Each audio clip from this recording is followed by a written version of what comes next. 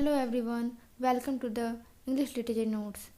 As we know, we are covering history of British literature, and Anglo-Norman age is the second age of British literature. It starts from 1066 and ended in 1340 AD. So, as we know, we are covering this series in easiest language. So, let's start. Middle English is divided into Anglo-Norman age and age of Chaucer, and we are going to cover Anglo-Norman age first. Then in next video I am going to cover age of Chaucer. So the Anglo-Norman age began after the Norman conquest of England in 1066. जैसा कि मैंने पिछले video में बताया था कि Anglo Saxon as के बाद एंग्लो नॉर्मन एज आ गया था, एंड कैसे बैटल ऑफ हेस्टिंग हुआ था जिसमें किंग हेरोल्ड जो है वो हार जाते हैं और विलियम जीत जाते हैं। तो उसको हम अच्छे से देखेंगे। This period is marked by the significant culture and political and linguistic change due to influence of the Normans who brought French customs and language to England. It led the foundation for the Middle English period. जैसा कि मैंने बताया था कि Anglo Norman में जो राजा आते हैं वो अपने साथ अपना कल्चर को, अपना लैंग्वेज को, अपना रूल्स को सारा लेके आते हैं और अपना रूल्स यहाँ पे स्थापित करने का कोशिश करते हैं, और धीरे धीरे इसी के बाद मिडिल इंग्लिश का स्टार्टिंग हो जाता है। अब हम लोग कुछ की हिस्टोरिकल इवेंट्स को जानेंगे मिडिल एज के और मेनली एंग्लो नॉर्मन एज के। सो 1066 इसी समय एंग्लो सैक्सन एज एंड होता है और एंग्लो नॉर्मन एज स्टार्ट होता है। इस बैटल को नाम से हम जानते हैं battle of Hastings. William the conqueror defeated Harold second and become the king of England. ये यहाँ के किंग बन जाते हैं इसमें अपना युद्ध में जीत के। नेक्स्ट हम लोग देखते हैं कि फेडरल सिस्टम। उस समय समाज जो है 3 पार्ट में डिवाइडेड था। Introduce by the Normans, Norman से इसका स्टार्ट हुआ था। It structure society into hierarchical classes like lords, knights, peasants. Lords में कौन आते थे? प्रिस्ट लोग आते थे। नाइट्स में फिर राजा लोग आते थे, राजा सैनिक, और प्लीजेंट में फिर किसान लोग आते थे। इस तरह का जो समाज है वो 3 भाग में डिवाइडेड था। The Domesday book a detail survey of England land and resources for taxation purpose. मतलब टैक्स के लिए एक डिटेल सर्वे किया गया था उस समय इंग्लैंड का लैंड को, उसके रिसोर्सेज को लेके। नेक्स्ट है the Anarchy, a civil war between Stephen and Matilda over the English throne. एक छोटा सा सिविल वॉर भी हुआ था जो कि 1135 टू 1153 तक चला था। वो इंग्लिश थ्रोन के लिए पहले ये होता ही रहता कि राजगद्दी के लिए छोटे छोटे सिविल वॉर चलते रहते थे। नेक्स्ट हम लोग देखेंगे लैंग्वेज ऑफ द पीरियड। जैसे कि हम लोग सबसे पहले देखे थे एंग्लो सैक्सन एज में कौन कौन सा लैंग्वेज था। लैटिन जो रोमन लेके आए थे, फिर देखे थे एंग्लो नॉर्मन एज स्टार्ट होने वाला था तो वो फ्रेंच आया था वहाँ पे। तो अब देखते हैं वही तीनों लैंग्वेज का यहाँ पे असर है। Latin used for religious and scholarly work. जब हम लोग रिलीजियस काम, कोई भी धार्मिक काम हो गया, कोई स्कॉलर से रिलेटेड काम हो गया, उसमें लैटिन लैंग्वेज का यूज हो रहा था उस समय। फिर फ्रेंच जो कि एंग्लो नॉर्मन लोग लेके आए थे। The language of the ruling class and literature, ये रूलिंग क्लास का और लिटरेचर का लैंग्वेज था French language. Old English spoken by common people but began to evolve into Middle English due to Norman influence. और इस समय जो आम जनता थे वो ओल्ड इंग्लिश बोल रहे थे, लेकिन धीरे धीरे इसमें भी बदलाव आ रहा था, ये मिडिल इंग्लिश की ओर बढ़ रहा था। तो इस प्रकार हम देखते हैं कि ट्रीलिंगुअल सोसाइटी था उस समय, Latin, French and old English का।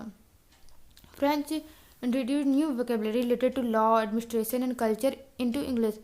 फ्रेंच लोग इसमें अलग अलग वोकेबलरी, अलग अलग वर्ड्स डाल रहे थे अपना ओल्ड इंग्लिश में, जिससे कि वो इवॉल्व होते जा रहा था। नेक्स्ट हम लोग मूव करते हैं लिटरेरी स्टाइल की ओर।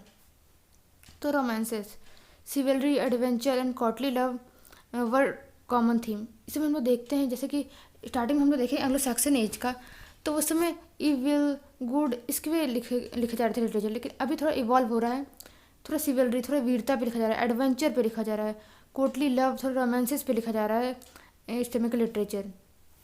Religious text, writing focused on morality, spirituality and biblical stories. थोड़ा सा इसमें रिलीजियस टेक्स्ट भी आने लगा था, रिलीजियस टेक्स्ट, जैसे कि मॉरलिटी पे लिखना, अच्छाई बुराई का समझ देना, थोड़ा भगवान से रिलेटेड लिखना, बाइबल से रिलेटेड लिखना।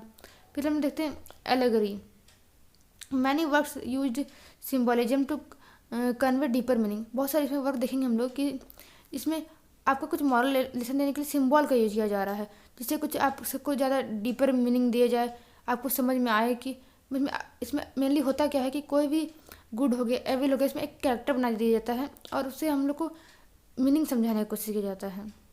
फिर नेक्स्ट है rhyming words. Poems often use rhyming couplet and simple musical style. जैसे कि पिछले बार भी हम देखे थे एंग्लो सेक्शन एज में कि एलिट्रेशन का यूज रहता है, कीनिंग का यूज रहता है। इस समय भी ऐसे थोड़ा राइमिंग का यूज होने लगा कि एक दो लाइन जो है आपस में राइम करेंगे, जिससे कि एक म्यूजिक क्रिएट हो। तो ये सब क्वालिटी थे उस समय के लिटरेचर के। नेक्स्ट देखते हैं मेजर ऑथर एंड वर्क्स। तो जॉफ्री ऑफ मॉनमॉथ, इनके एक इम्पॉर्टेंट वर्क है हिस्टोरिया रेगम ब्रिटेनिया, जो कि history of the king Britain के नाम से जाना जाता है। इसका इम्पोर्टेंस क्या है कि introduce the legendary King Arthur and Merlin into English tradition. इसमें क्या है, किंग आर्थर का कहानी है जो कि बहुत ज़्यादा इंपॉर्टेंट है इंग्लिश लिटरेचर में। नेक्स्ट हम देखते हैं वेस, इसका वर्क है रोमन डी ब्रोट। इंपॉर्टेंस इसका है कि पोइट्री एम्फेसाइजिंग सिविलरी एंड हीरोइज्म। इसमें सिविलरी का, वीरता का और हीरोइज्म का कहानी पूरा था। नेक्स्ट हम देखते हैं मैरी डी फ्रांस, इसका लाइफ वर्क है। इंपॉर्टेंस का है कि theme of love, loyalty and super natural element इसमें दिखाया गया है। सुपर नेचुरल एलिमेंट होता क्या है, जिसमें हम लोग विश्वास ना कर सके, और लव लॉयल्टी इस तरह के थीम पे ये वर्क बेस्ड है।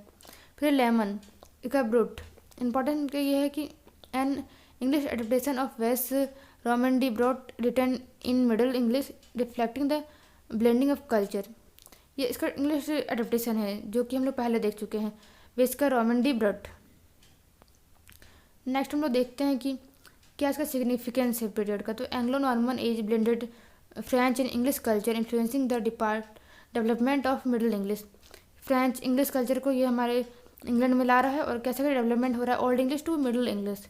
Literature become more diverse covering love, theme of love, heroism, religion and adventure. तो अब धीरे धीरे इसका लिटरेचर ब्रॉड होता जा रहा है, अलग अलग टॉपिक्स पे लिखा जाना शुरू हो गया है। The work of this era laid the groundwork for later English literature, including Chaucer's writing.